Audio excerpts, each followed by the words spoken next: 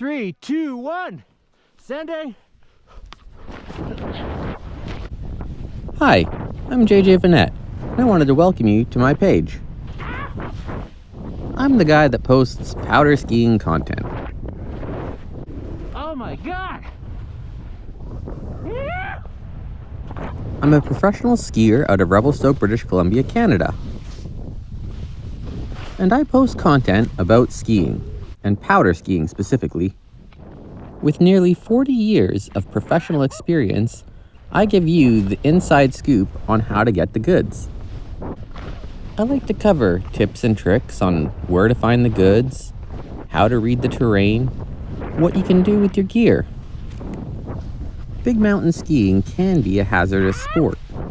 Regardless of whether you're skiing inbounds at a resort or out of bounds in the backcountry, there's always things you can do to make your runs better. I didn't grow up in the mountains. I grew up in the prairies of Alberta, where my love for the sport of skiing grew.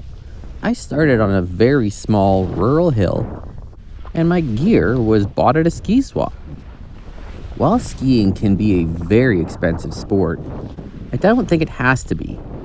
I regularly bought used equipment and just skied the little hills that we could find that had any skiff of snow on it. And when I became a young adult, I made the move to the mountains. Following my passion for the sport, I started to build the skill sets that ended up being the keys to getting good powder skiing and managing risk along the way. Regardless if you're young or old, if you live in a mountain town, or if you live in the flatlands, I think this channel holds a little bit something for everyone. Skiing is a sport of adventure and exploration. Even if you're skiing the same terrain, every storm makes a run new again. Ready? 3, 2, 1.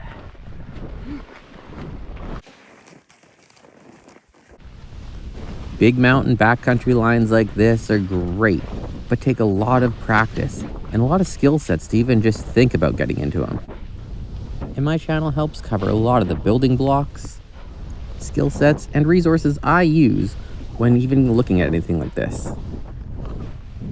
I also like to cover a lot of the inbound stuff, places on the mountain that people don't necessarily get to on their vacation on their own. Revelstoke Mountain Resort is one of the largest ski resorts in North America, and it's got a lot of terrain, a lot more than the trail map would lead you to believe. For example, this is the sub-peak, and it's accessed via a boot pack at the top of the stoke chair. Sure, you have to hike for your turns, but where else on the planet are you get snow like this? These snow-covered trees are affectionately called snow ghosts. And the way the wind sculpts these wind drifts makes for some really playful, fun terrain. But you can't always ski the stuff in the Alpine, and that's where Revelstoke's tree skiing comes in. Some of the best glade skiing on the planet, with perfectly spaced trees, and on a storm day, beautiful snow. Now I might be a little bit biased because I think Revelstoke's one of the greatest places to ski. But here's my rationale. Every time I speak to another skier or snowboarder about where they love to ski, they always give you the same story. Oh, I love to ski so-and-so. You just have to catch it on a powder day. Well, in my experience, anywhere is great when there's powder. So what makes Revelstoke so great? It's how often it gets powder. It's how often the fun terrain gets a refresh. And it's the fact that the way the mountain is designed keeps stashes fresher longer. I've been asked a lot of the times in the comments, how do you ski powder better? And while I talk a lot about the right gear and how to use it, or specific techniques that'll make you better on each run, there's just really no substitute for practice. And why not practice in a place that allows you to do it regularly? Whether it's working your way through the trees in a forest, skiing pillows, or dropping cliffs, Revelstoke has it all. It's a place with a wealth of knowledge, where you can hone your skills inbounds, and then start to learn the skill sets to take it out of bounds. And do it all in a way in which you're mitigating the risk. I've always cherished the idea of longevity. the ability to keep doing the thing I love. And after years of ski racing, ski patrol, park skiing, big mountain competition, I've learned that you have to be methodical about your process. I first moved to Revelstoke in 2008, and when I moved to town, there was a lot of people sending it. A lot of people jumping off things and skiing crazy lines. But I can wholeheartedly say that in the 17 years I've been here so far, a lot of the folks that were really giving it in their 20s, well, some of them can't even ski anymore. And a lot of them are barely into their 30s now. So when I talk about process, what do I mean? Well, like any ski enthusiast, I look to the pros that I looked up to. The big name athletes that were in the movies when I was growing up.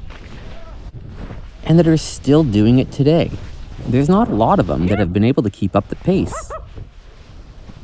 Overzealous adolescence and injury can catch up with you. So learning how to deal with it when it arises. Knowing when to step up to a line or to back off. And analyzing everything. How did that run go? Did it go just as planned?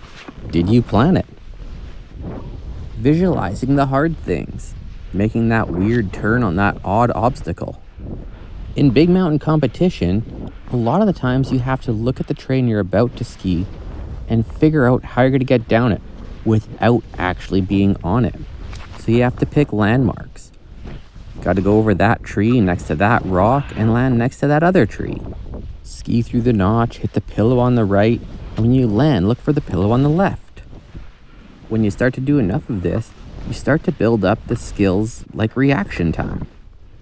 You've studied the zone, you've figured out the terrain, but when you come over a roll and it's blind, you need a little extra something to get you through the line.